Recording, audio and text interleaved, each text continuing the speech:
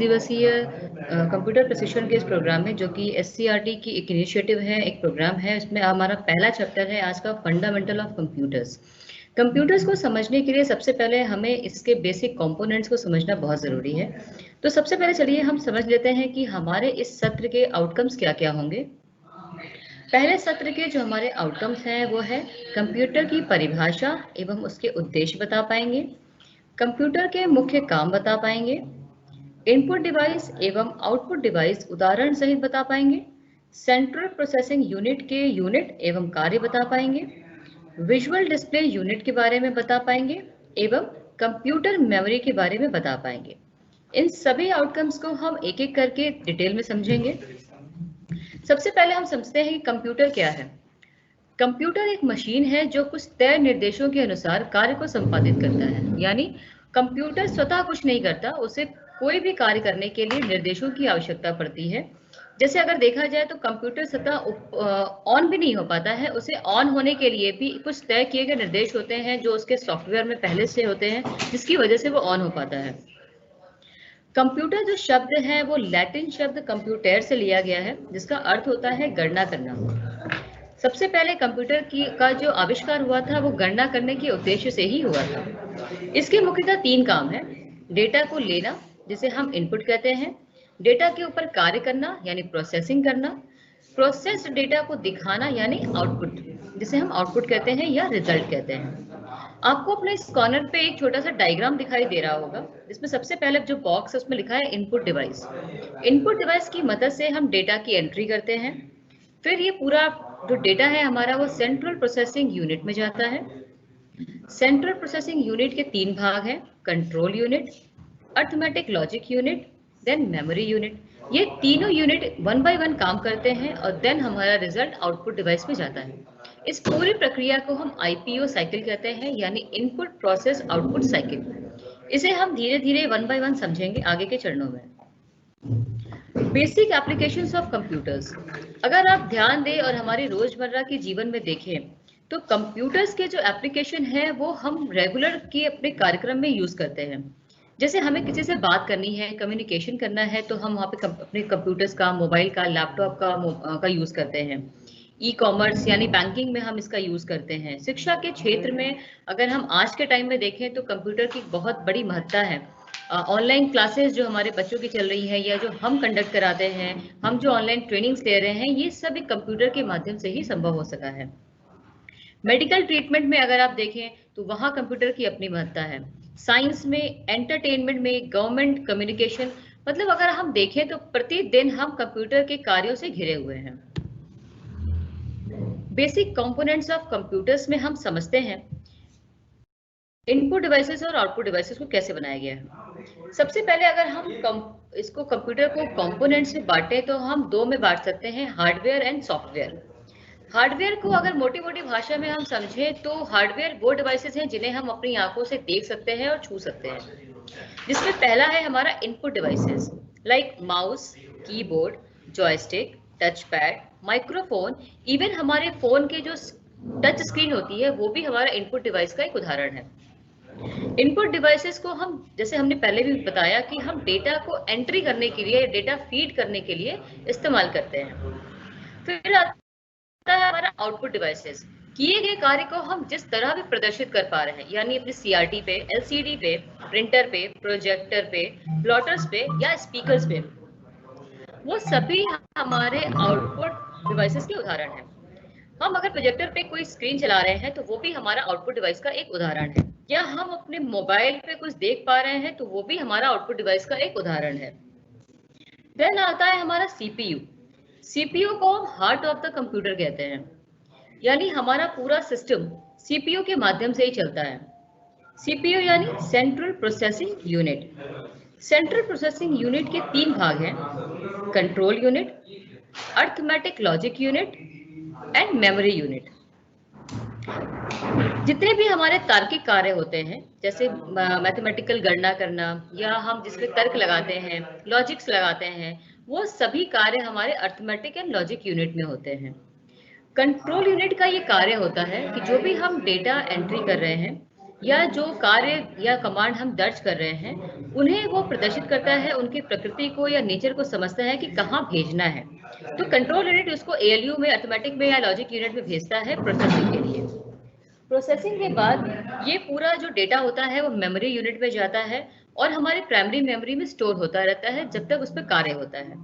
फिर control unit का ही ये कार्य होता है कि वो हमारे रिजल्ट को आउटपुट डिवाइसेस तक पहुंचाता है और आउटपुट डिवाइसेस में हम अपने रिजल्ट्स को प्रिंट कर पाते हैं या देख पाते हैं और सुन पाते हैं। अगर हम स्टोरेज की बात करें तो हम तीन तरह के स्टोरेज यूज करते हैं, that is primary memory, secondary memory and cache memory. इस मेमोरी को हम वन बाय वन आगे के चरणों में और बेहतरीन तरीके से समझेंगे। मेमोरी यूनिट में कुछ हमारी वॉलेटाइल मेमोरी होती है, कुछ नॉन वॉलेटाइल मेमोरी होती है, यानी कुछ ऐसी मेमोरीज होती हैं जो स्वतः डिलीट हो जाती हैं काम करने के पश्चात, और कुछ मेमोरी हमारी ऐसी होती है जिनमें हम अपने डेटा को परमानेंट स्टोर कर सकते हैं। तो ये हो गई हमारी सेंट्रल प्रोसेसिंग यूनिट के तीनों भाग। आइए अब इसके पश्चात हम समझते हैं हमारे सॉफ्टवेयर्स। किसी भी सिस्टम को रन करने के लिए हमें सॉफ्टवेयर की जरूरत होती है। जैसे हम लोग विंडोज 10 यूज करते हैं, माइक्रोसॉफ्ट ऑफिस यूज करते हैं, लोगो बनाने के लिए कोरल ड्रॉ यूज करते हैं, या हम फ्लैश प्लेयर का यूज करते हैं, वीएलसी का यूज करते हैं। तो बहुत सारे ऐसे सॉफ्टवेयर हैं जिनका इस्तेमाल हम अपने कार्यों के लिए करते हैं। सॉफ्टवेयर को हम अपने दूसरे भाग के आज के सेशन में समझेंगे। आइए हम इनपुट डिवाइसेस को, आउटपुट डिवाइसेस को, सेंट्रल प्रोसेसिंग यूनिट को और आउटपुट यूनिट को एक सिस्टम के रूप में समझते हैं। अगर हम अपने शरीर की बात करें तो हमारे शरीर का जो डाइजेस्टिव सिस्टम है वो बहुत सारे ऑर्गन्स की बेसिस पे चलता है। सभी ऑर्गन्स मिलकर कार्य करते हैं तो हमारा डाइजेस्टिव सिस्टम चलता है। ठीक उसी प्रकार हमारा कंप्यूटर भी बहुत सारे कंपोनेंट से मिलकर बना हुआ है जो एक दूसरे के साथ मिलकर एक विशेष कार्य को पूरा करते हैं और जिसे हम संपूर्ण रूप से हम कंपोनेंट्स ऑफ कंप्यूटर सिस्टम कहते हैं। इसे हम पूर्णतः चार भाग में डिवाइड कर सकते हैं: input unit, central processing unit, storage unit और आउटपुट यूनिट। इनपुट यूनिट के बारे में हमने अभी बात करी कि जो भी ऐसी डिवाइसेस हैं जिनका प्रयोग हम सिस्टम में डेटा या कमांड दर्ज करने में करते हैं वो सभी हमारे इनपुट डिवाइसेस हैं। अब डेटा हमारे कौन कौन से फॉर्म में हो सकते हैं? डेटा हमारे शब्दों के फॉर्म में हो सकते हैं, नंबर्स के फॉर्म में हो सकते हैं, कमांड्स के फॉर्म में हो सकते हैं, और इन सभी डेटा को प्रोसेस कहा जाता है सेंट्रल प्रोसेसिंग यूनिट में। इनपुट डिवाइसेस का मुख्य कार्य होता है कंप्यूटर में डेटा को निर्देशित करना और कमांड्स देना, जिसके लिए हम, जैसे अगर हम कंप्यूटर में जो हमारा कीबोर्ड है उसको अगर उदाहरण के तौर पर लेके चलें तो लैपटॉप का जो कीबोर्ड है वो हमारा इनपुट डिवाइस है, जिसके माध्यम से हम डेटा मतलब नंबर्स या लेटर्स दोनों ही एंटर कर पाते हैं। और इनपुट डिवाइसेस का एक और उदाहरण हमारा माउस भी है। माउस की सहायता से हम दिशा और आदेशों को दर्ज कराते हैं। तो ये दोनों ही कंपोनेंट्स आपस में मिलकर एक कार्य कर रहे हैं इनपुट को दर्ज कराने में। इनपुट यूनिट के और भी कई सारे उदाहरण हैं, जैसे बारकोड रीडर है, मैग्नेटिक इंक करेक्टर रीडर्स हैं, ऑप्टिकल करेक्ट रीडर्स हैं। इनपुट उपकरणों का उपयोग में हमने अभी इससे पहले भी बात करी थी कि हमारे जो मोबाइल फोन का टच स्क्रीन है या जो हम एटीएम मशीन यूज करते हैं जो उसका टच स्क्रीन है वो भी हमारा इनपुट डिवाइस का एक उदाहरण है। आउटपुट यूनिट की बात करेंगे। इनपुट डिवाइसेस के कुछ उदाहरण हमारे देखिए: keyboard, numeric keyboard, pointing devices, remote control, touch screen, scanner, graphics tablet, light pen, microphone या डिजिटल कैमरा, ये सभी हमारे इनपुट डिवाइसेस के उदाहरण हैं। सेंट्रल प्रोसेसिंग यूनिट, जैसा कि हमने पहले भी बात करी कि सेंट्रल प्रोसेसिंग यूनिट को हम हार्ट ऑफ द कंप्यूटर कहते हैं, क्योंकि हमारा पूरा प्रोसेसिंग, पूरा कार्य इसी यूनिट में होता है। कोई यूजर जब डेटा और आदेश देने के बाद एक कंप्यूटर सिस्टम को अपने निर्देशों के अनुसार इसे संसाधित करना होता है। यूजर अपने एंड से इनपुट डिवाइसेस की हेल्प से जो डेटा या कमांड दर्ज करता है उसी की बेसिस पे सेंट्रल प्रोसेसिंग यूनिट उस पर कार्य करता है। अब ये इस पर डिपेंड करता है कि वो किस यूनिट में जाके कार्य करेगा। पहला यूनिट है हमारा मेमोरी यूनिट। जब एक उपयोगकर्ता इनपुट डिवाइसेस का यूज करके डेटा एंटर करता है तो कंप्यूटर सिस्टम इस डेटा को अपनी मेमोरी यूनिट में सेव कर लेता है। अब यह डेटा कंप्यूटर में इस घटक में तब तक रहेगा जब तक यहाँ पूरा प्रोसेसिंग नहीं हो जाता है। को प्रसारित करने के लिए पहले से दिए हुए निर्देशों के सेट पर कार्य करती है। जैसे कि हमने बात करी थी कि सिस्टम को ऑन होने के लिए भी कमांड्स की जरूरत पड़ती है। सीपीयू में दर्ज होते हैं। हमारा दूसरा यूनिट है अंकगणित और तर्क इकाई यानी अर्थमेटिक लॉजिक यूनिट।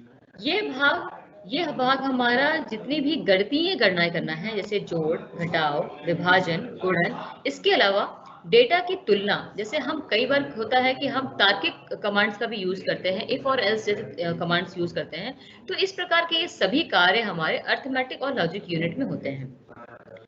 फिर हमारा आता है कंट्रोल यूनिट। जिस प्रकार हम सीपीयू को कंप्यूटर सिस्टम का हार्ट बोलते हैं, उसी प्रकार हम कंट्रोल यूनिट को सीपीयू की स्पाइन बोलते हैं यानी रीढ़ बोलते हैं।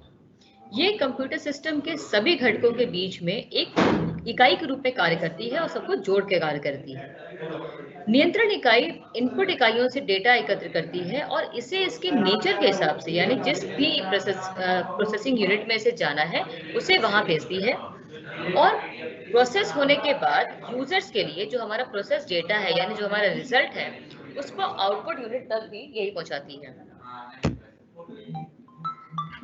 फिर हम बात करते हैं आउटपुट यूनिट की। कंप्यूटर सिस्टम का ये जो हमारा घटक है आउटपुट यूनिट, यानी जब हमारा डेटा प्रोसेस्ड होने के बाद एक रिजल्ट के रूप में परिवर्तित होता है या शो करने लगता है, जिसे ह्यूमन समझ सके या हम समझ सकते हैं, उसे हम आउटपुट यूनिट कहते हैं। आउटपुट डिवाइसेस के उदाहरण में मॉनिटर, स्क्रीन, प्रिंटर और स्पीकर आदि शामिल हैं। इसी प्रकार आउटपुट इकाई मूल रूप से उपयोगकर्ताओं द्वारा लाभ के लिए कंप्यूटर द्वारा प्रारूपित डेटा को पुनः पेश करती है। यानी जो भी हम कार्य करते हैं, जो भी हम डेटा डज करते हैं, उस पर प्रोसेस होने के बाद चाहे वो हमारा एक वीडियो के फॉर्म में दिख रहा हो, या न्यूमेरिक रिजल्ट के रूप में दिख रहा हो, या शाब्दिक रिजल्ट के रूप में दिख रहा हो, वो हमारा आउटपुट होता है और आउटपुट यूनिट पे दिखता है। इसको हम आउटपुट यूनिट की सहायता से या डिवाइसेस की सहायता से हम प्रिंट भी कर सकते हैं या डायरेक्ट देख भी सकते हैं। हमारे आउटपुट डिवाइसेस के कुछ उदाहरण हैं सीआरटी मॉनिटर, जैसे कि आपने देखा होगा मेडिकल हॉस्पिटल्स में कई जगह आपने इसका यूज देखा होगा। देन हमारे टीएफटी मॉनिटर्स हैं, जैसे कि अगर आप देखें तो आज का हमारा टेलीविजन भी एक टीएफटी मॉनिटर जैसा ही है। लेजर प्रिंटर है, इंकजेट प्रिंटर है, स्पीकर्स हैं, प्लॉटर्स हैं, जिसमें फ्लैक्स बोर्ड, इससे फ्लैक्सेस बनवाते हैं, बैनर्स बनवाते हैं, प्लॉटर्स हैं, मल्टीमीडिया प्रोजेक्टर्स हैं, जिनका यूज आज हम स्मार्ट क्लासेस के लिए करते हैं। विजुअल डिस्प्ले यूनिट को समझते हैं। कंप्यूटर जो होता है मॉनिटर हमारा, जिसको हम डिस्प्ले यूनिट भी कहते हैं, ये एक इलेक्ट्रॉनिक डिस्प्ले डिवाइस है। इसमें मॉनिटर में जो हमारी डिवाइस यूनिट होती है या जो लेयर होती है, उसे हम टीएफटी बोलते हैं, यानी ट्रांजिस्टर लिक्विड क्रिस्टल डिस्प्ले बोलते हैं। और पुराने मॉनिटर्स में, जैसे हम आप अगर पहले के जिन्होंने सिस्टम चलाया हो और डेस्कटॉप पे काम करा हो, तो अगर वो मॉनिटर्स याद है तो उनमें हम कैथोड रे ट्यूब का यूज करते थे, पर आजकल हम इसमें ट्रांजिस्टर लिक्विड क्रिस्टल का यूज करते हैं, thin film transistor liquid crystal display, जिसको हम टीएफटी या एलसीडी बोलते हैं, thin film transistor liquid crystal display. जो हमारे पहले के मॉनिटर बनते थे कैथोड रे ट्यूब से, वो अब चेंज होके हमारे लिक्विड क्रिस्टल में डिस्प्ले में तब्दील हो चुके हैं। कंप्यूटर मॉनिटर का इस्तेमाल हम डेटा प्रोसेसिंग और टेलीविजन रिसीवर दोनों के लिए करने लगे हैं। अगर आप हमारे पहले के दशक के लोग बता सकते हैं, जब हम कंप्यूटर का जो यूज करते थे, वो केवल अपने कार्यों के लिए किया जाता था, या टीवी का यूज हम केवल मनोरंजन के लिए करते थे। लेकिन अगर हम आज के युग में देखें तो हमारे टेलीविजन और कंप्यूटर दोनों का ही उपयोग बदल चुका है। हम अपने लैपटॉप्स पे आज के डेट में सभी मनोरंजन के कार्य कर सकते हैं, अपने फिल्म्स देख सकते हैं, म्यूजिक सुन सकते हैं, और हमारे टीवी पे हम अपने सिस्टम को अटैच करके हम उसमें अपने जो भी हमारे कार्य हैं रेगुलर बेसिस के, वो हम कार्य कर सकते हैं, अपना ऑफिस चला सकते हैं उस पर। तो हमारे टीवी का और सिस्टम का जो यूज है वो एक क्रांति के बाद बदल चुका है। पहले के टेलीविजन और कंप्यूटर का जो अनुपात होता था वो 4:3 का होता था, जो कि अब 60:9 का हो गया, यानी 16 से 9 का अनुपात में हो गया है, यानी कि एक वाइड स्क्रीन आपको देखने को मिलती है। अब हम बात करते हैं कंप्यूटर मेमोरी की। विभिन्न स्रोतों से प्राप्त डेटा, निर्देश और परिणामों को संग्रहित कर भंडारित करना मेमोरी कहलाता है। अगर आप देखें तो हम अपनी सभी रोजमर्रा की चीजों को याद करने के लिए अपने मस्तिष्क का प्रयोग करते हैं। ठीक उसी प्रकार कंप्यूटर को सभी निर्देशों को, डेटा को या रिजल्ट्स को याद करने के लिए मेमोरी यूनिट की जरूरत पड़ती है, जिसे हम कंप्यूटर मेमोरी कहते हैं। कंप्यूटर मेमोरी डेटा को स्टोर करने का काम करती है और जरूरत पड़ने पर उसे कंप्यूटर को उपलब्ध कराती है। मेमोरी को अगर हम समझें तो ये छोटे छोटे भागों में डिवाइडेड होती है, जिसके भाग को हम सेल कहते हैं। हर सेल की अपनी एक अलग पहचान होती है, इसका एक अलग एड्रेस या पाथ होता है, और अगर हम देखें तो ये डेटा हमारे बाइनरी डिजिट्स में सेव होते हैं। कंप्यूटर की जो भाषा होती है वो बाइनरी डिजिट्स की होती है, यानी 0 और 1 दो नंबर्स में ही पूरा का पूरा डेटा इनके पास सेव होता है। कंप्यूटर डेटा को स्थायी और अस्थायी रूप में सेव किया जाता है, जैसे हमने बात करी थी वॉलेटाइल और नॉन वॉलेटाइल मेमोरी की। इसको स्मृति के हिसाब से इस्तेमाल करने के लिए हम वर्गीकृत करते हैं cache memory, primary memory and secondary memory. अब जो हमारी कैशे मेमोरी है वो क्या है? ये जो हमारी मेमोरी है ये बहुत ही तेज होती है। इस मेमोरी में अधिकतर फ्रीक्वेंटली काम में आने वाली चीजें जो होती है उन्हें उस प्रोग्राम को या उन कमांड्स को हम सेव रखते हैं, जिससे सेंट्रल प्रोसेसिंग यूनिट को कार्य करने में टाइम ना लगे। अगर हम देखें, अगर हम एक एग्जांपल लें, जब हम वर्ड में काम करते हैं तो हम कॉपी पेस्ट का बहुत यूज करते हैं या अंडू का रीडू का बहुत यूज करते हैं। तो होता क्या है कि हमने जो पूर्व में काम किए गए हैं, अगर सपोज हमने कुछ टाइप करा फिर इसको कट करके दूसरा कुछ टाइप कर, लेकिन हमको लगा नहीं पहले वाला ही सही था, तो हम तुरंत अंडू का बटन दबा देते हैं, तो वो हमारा जो पूर्व में किया गया कार्य है वो तुरंत आ जाता है। तो इस तरीके का काम करने से क्या होता है, हमारा टाइम बचता है, सेंट्रल प्रोसेसिंग यूनिट को तेजी से कार्य करने में हेल्प मिलती है। कैशे मेमोरी जो होती है वो सीपीयू और मुख्य मेमोरी के बीच स्थित होती है, यानी सीपीयू से पहले ही कैशे मेमोरी में स्टोर डेटा और निर्देश प्राप्त कर लेता है, तभी इसके जो हमारे रिपीटेशन ऑफ वर्क है वो बच जाता है, यानी हमें कई बार कार्य नहीं करना पड़ता, वो हमारा सेव हो जाता है।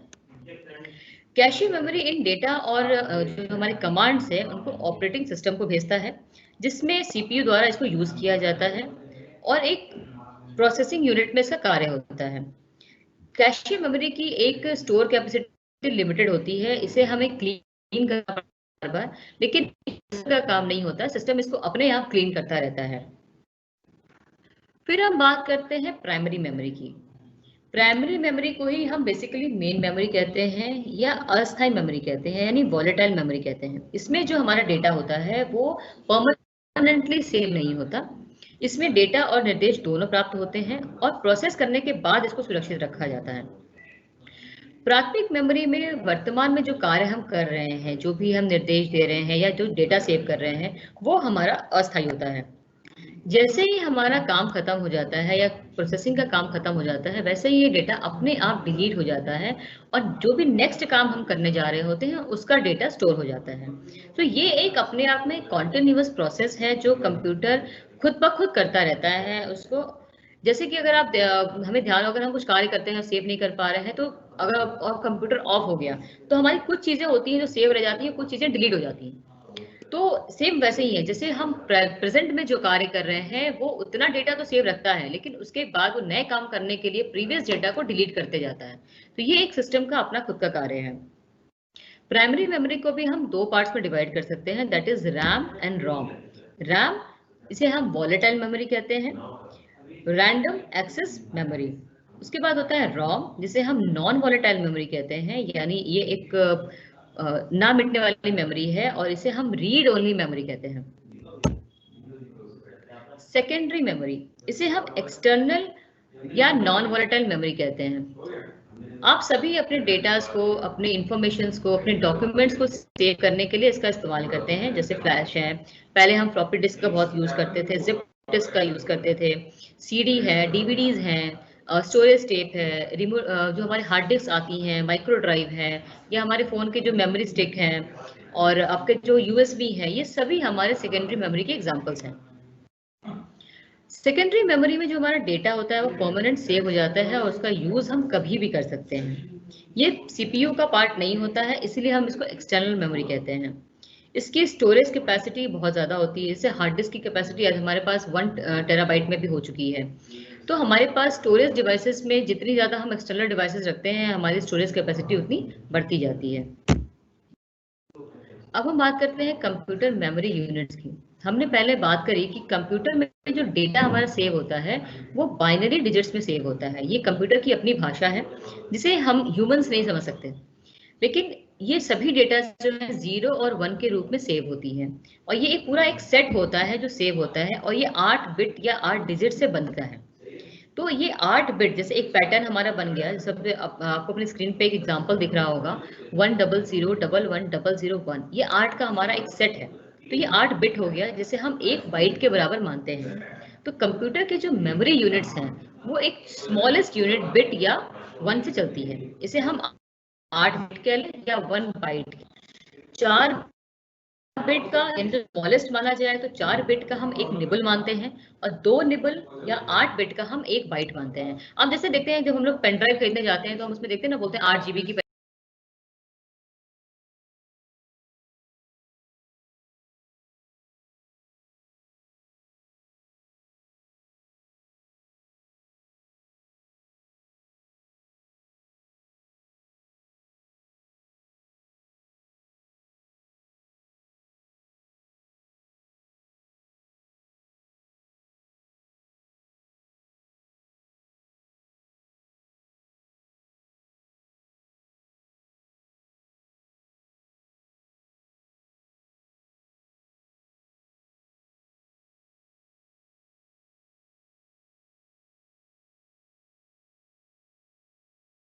GB की पेन ड्राइव है, या आपके मोबाइल की कैपेसिटी कितनी है, तो 32 GB की है, 128 GB की है, तो what is this GB? Gigabyte, ये हमारे उसकी मेमोरी यूनिट है। हम इसी मेमोरी यूनिट के बारे में बात करते हैं। अगर ये देखा जाए कि हम 1024 का 1 किलोबाइट बनाते हैं, और सामान्य तौर पे हम क्या बोलते हैं, 1 किलोमीटर अगर हम बात करते हैं तो उसको बोलते हैं 1000 किलोमीटर है, तो वाई नॉट 1000 बाइट का 1 किलोबाइट क्यों नहीं है? तो अगर आप इसके एग्जांपल्स को देखें तो हम 8 बिट की बात कर रहे हैं, यानी ये एक 2 के गुणक में जा रहा है। तो अगर आप गुणक में जाएंगे इसके गुणन करते हुए 2 इंटू 2 इंटू 2, और जो नियरेस्ट आप 1000 में पहुंचेंगे तो ये हमारा 1024 पहुंचता है। इसलिए हम 1024 को 1 किलोबाइट के इक्वल मानते हैं। इसी के रेपिटेटिव में 1000 किलोबाइट का 1 मेगाबाइट, 1000 मेगाबाइट का 1 गीगाबाइट, 1000 गीगाबाइट का 1 टेराबाइट, और 1000 टेराबाइट का 1 पेंटाबाइट। तो ये हमारे आज के फंडामेंटल्स ऑफ कंप्यूटर्स के कुछ बेसिक चीजें थी जिसे समझाने का मैंने प्रयास करा है। और असाइनमेंट के तौर पे मैं चाहूंगी कि एक छोटा सा टेस्ट आप लोग अपने साथ खुद करें कि आप जो अपने सिस्टम पे, अपने ऑफिस में या अपने घर पे कंप्यूटर टेबल है इसका यूज करते हैं, तो आपको बहुत सारे डिवाइसेस दिखाई देती हैं, या आपके घर में भी आपको बहुत सारे इलेक्ट्रॉनिक डिवाइसेस दिखाई दे रही हैं। तो वो आप उन इलेक्ट्रॉनिक डिवाइसेस की पहले लिस्ट बनाइए, और उसके बाद उन्हें इनपुट डिवाइस या आउटपुट डिवाइस के हिसाब से वर्गीकृत करिए। आपको इसको टेस्ट करके देखिए क्या आप इनको क्लासिफाइड कर पा रहे हैं कि कौन से हमारे इनपुट डिवाइसेस के एग्जांपल है और कौन से आउटपुट डिवाइसेस के एग्जांपल हैं। देन आफ्टर सेकेंडरी मेमोरी, यानी जो एक्सटर्नल मेमोरी की हमने बात करी कि एक्सटर्नल मेमोरी क्या होती है, तो क्या आप इससे डिफाइन कर पा रहे हैं? तो इनके उदाहरण भी लिखिए। एससीईआरटी द्वारा आयोजित इस 30 दिवसीय प्रोग्राम के द्वितीय दिवस के प्रथम चरण में फंडामेंटल्स ऑफ कंप्यूटर्स का सेशन में यह समाप्त करते हुए अपने नेक्स्ट सेशन के लिए सदफ कौसर मैम को इनवाइट करती हूँ। Most welcome Sadaf ma'am, over to you now. Thank you ma'am. सभी अध्यापकों का फिर से बहुत बहुत स्वागत है आज के इस सेशन में। अब हम लोग यहाँ पे कंप्यूटर फंडामेंटल का दूसरा सेशन पढ़ेंगे। मेरी स्क्रीन शेयर हो तो बताइएगा मैम।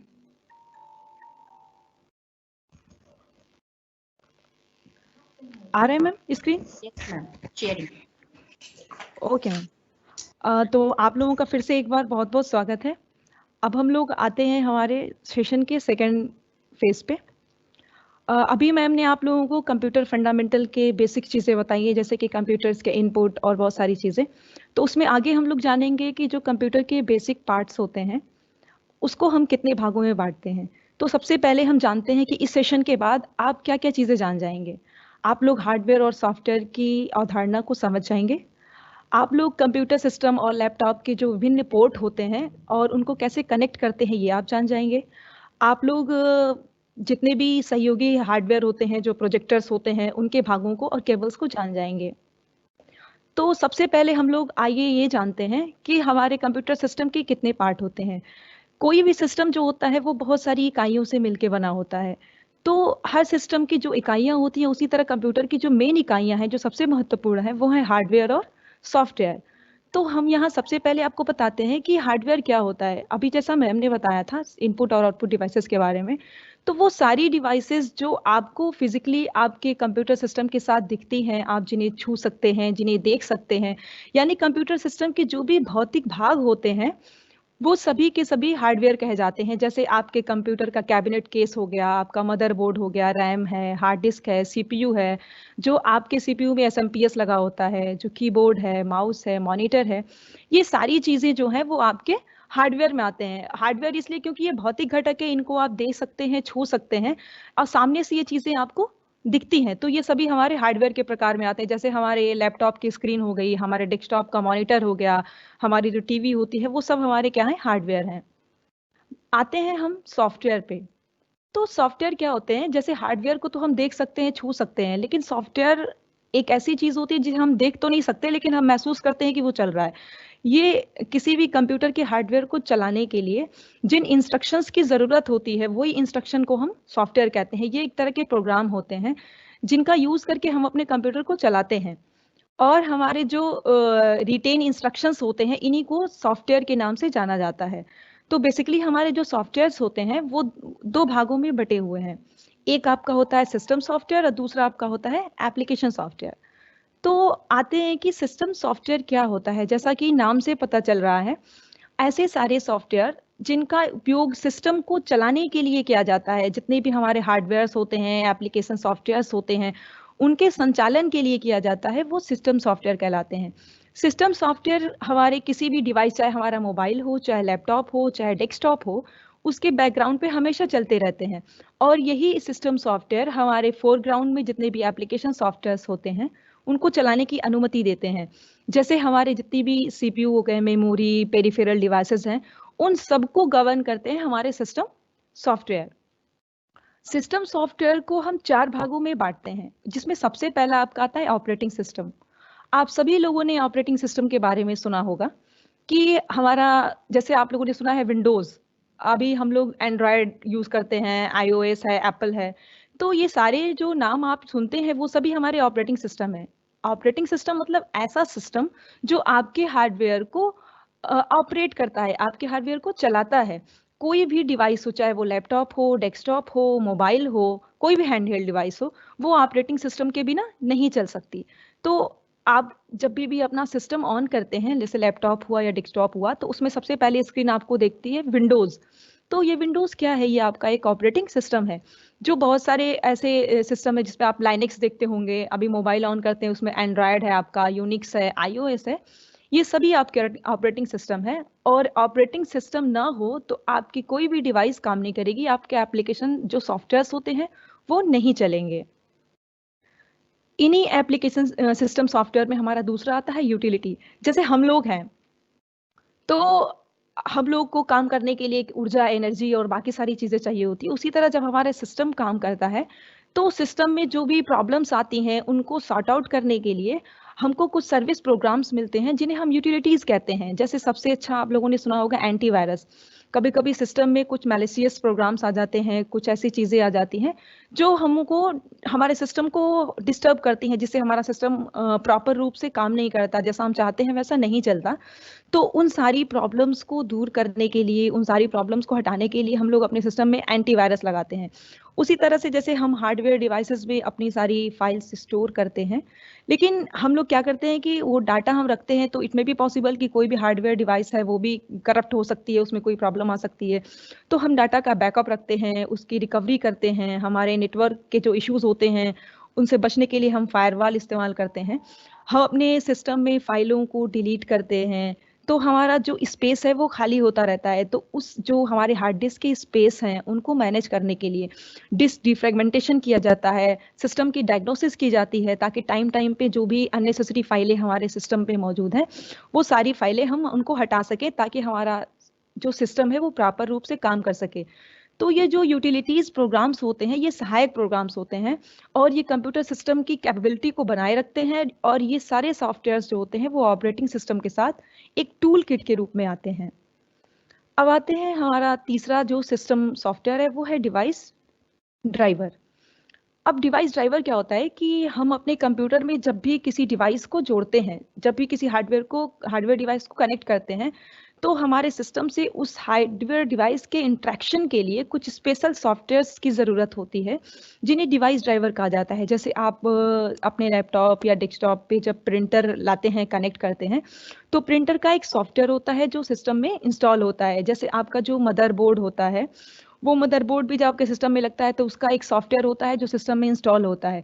तो किसी भी डिवाइस को चलाने के लिए, डिवाइस के लिए जो सॉफ्टवेयर बनते हैं, उन सभी को हम डिवाइस ड्राइवर्स कहते हैं। और ये ड्राइवर्स जो होते हैं पहले सिस्टम में इंस्टॉल होते हैं और उसके बाद हमारा जो डिवाइस है वो हमारे सिस्टम के साथ कोऑर्डिनेट करके काम करता है। अब नेक्स्ट हमारा आता है लैंग्वेज ट्रांसलेटर। अभी जैसा मैम ने आप लोगों को बताया था कि कंप्यूटर जो है वो मशीन लैंग्वेज पे काम करता है, बाइनरी डिजिट्स उन्होंने बताया था 0 और 1। तो हमारा जो मशीन होती है, अगर वो 0-1 के फॉर्म में काम करती है, तो हम सभी लोग जो इंस्ट्रक्शन देते हैं वो तो 0-1 के फॉर्म में होता ही नहीं है, वो तो हम इंग्लिश में देते हैं, हिंदी में देते हैं। फिर वो सिस्टम कैसे काम करता है? तो अभी जो मैम ने इनपुट यूनिट बताया था, तो उसमें एक हमारा लैंग्वेज ट्रांसलेटर होता है। उसका काम ये होता है कि हम एज अ यूजर जो भी इंस्ट्रक्शन सिस्टम को देते हैं, उन इंस्ट्रक्शन को कंप्यूटर के रीडेबल फॉर्म में कन्वर्ट करना। तो ऐसे सारे सॉफ्टवेयर्स जो ट्रांसलेशन का काम करते हैं वो लैंग्वेज ट्रांसलेटर कहे जाते हैं। और ये सिस्टम सॉफ्टवेयर की कैटेगरी में इसलिए आते हैं क्योंकि ये हमारे एंड पे हमको नहीं दिखते हैं, लेकिन ये सिस्टम के एंड पे काम करते हैं। तो हमारा कोई भी इंस्ट्रक्शन हाई लेवल लैंग्वेज में दिया हो या किसी भी लैंग्वेज में दिया हो, ये उसके ट्रांसलेशन का काम करते हैं। जैसे उदाहरण के तौर पे अगर दो लोग, हम और आप बात कर रहे हैं, तो मुझे भी हिंदी आनी चाहिए, आपको आनी चाहिए, या इंग्लिश में बात कर रहे हैं तो इंग्लिश आनी चाहिए। तो कभी ऐसा होता है कि हमारे बीच में हम दो लोग बात कर रहे हैं, तो कोई ऐसा पर्सन है जिसको ऐसी भाषा आती है जो हमें नहीं आती, तो उसके लिए हमें एक ट्रांसलेटर चाहिए होता है जो हम दोनों के बीच में कोऑर्डिनेट करे कि हमारी भाषा को ट्रांसलेट करके उन्हें समझाए और उनकी भाषा को ट्रांसलेट करके हमें समझाए। तो वैसे ही हमारे लैंग्वेज ट्रांसलेटर्स होते हैं। तो इनमें आते हैं कंपाइलर, इंटरप्रेटर और असेंबलर। आप लोगों ने, शायद कुछ लोगों ने सुना होगा कि लैंग्वेजेस जो हैं वो हाई लेवल होती हैं, लो लेवल, जैसे सी होती है, C++ होती है, विजुअल बेसिक होती है। तो जो ये ट्रांसलेटर्स हैं वो लैंग्वेज हाई टू लो के हिसाब से अलग अलग कंपाइलर्स बने हैं जो लैंग्वेज को ट्रांसलेट करते हैं। जैसे कि असेंबलर हो गया, तो वो बहुत पुरानी एक मशीन लैंग्वेज या असेंबली लैंग्वेज, उसको ट्रांसलेट करने के लिए बनाया गया है। तो बेसिकली जो लैंग्वेज ट्रांसलेटर्स होते हैं उनका सिस्टम में काम इतना ही है कि हमारे द्वारा दिए गए इनपुट को मशीन रीडेबल फॉर्म में कन्वर्ट करना और प्रोसेसिंग के बाद जो आउटपुट आ रहा है उस आउटपुट को मशीन फॉर्म से फिर से ह्यूमन रीडेबल फॉर्म में कन्वर्ट करना। अब दूसरी कैटेगरी हमारी आती है एप्लीकेशन सॉफ्टवेयर की। अभी हम लोगों ने देखा कि सिस्टम सॉफ्टवेयर वो सॉफ्टवेयर होते हैं जो सिस्टम के पॉइंट ऑफ व्यू से, यानी लैपटॉप, डेस्कटॉप या मोबाइल के वो सॉफ्टवेयर जो उनको चलाते हैं, इन डिवाइसेस को चलाते हैं। एप्लीकेशन सॉफ्टवेयर वो होते हैं जिन पे एज अ इंड यूजर हम लोग काम करते हैं। जैसे आप लोग वर्ड, एक्सेल, पावर पॉइंट का नाम आप लोगों ने सुना होगा, जिसपे हम लोग डॉक्यूमेंट्स बनाते हैं, अपनी शीट्स बनाते हैं और अपने प्रेजेंटेशंस बनाते हैं। तो ये सब एप्लीकेशन सॉफ्टवेयर है। जैसे मोबाइल में आप व्हाट्सएप चला रहे हैं, फेसबुक चला रहे हैं, या ये सारी चीज़ें जो हैं ये सब एप्लीकेशन सॉफ्टवेयर में आती हैं। हम लोग गाना सुनते हैं, आप बहुत सारे प्लेयर्स हमारे पास होते हैं।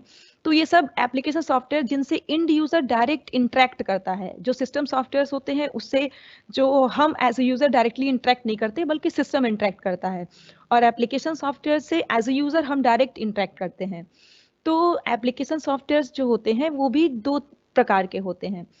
पहले जो होते हैं वो होते हैं बेसिक एप्लीकेशन सॉफ्टवेयर। इनको जनरल पर्पस एप्लीकेशन भी कहा जाता है क्योंकि इसको कोई भी समान रूप से यूज कर सकता है। जैसे वर्ड प्रोसेसर यानी MS वर्ड हो गया, स्प्रेडशीट यानी MS एक्सेल हो गया, डाटाबेस मैनेजमेंट सिस्टम यानी MS एक्सेस या RDBMS जो हम लोग यूज करते हैं, वो एप्लीकेशन सॉफ्टवेयर हैं।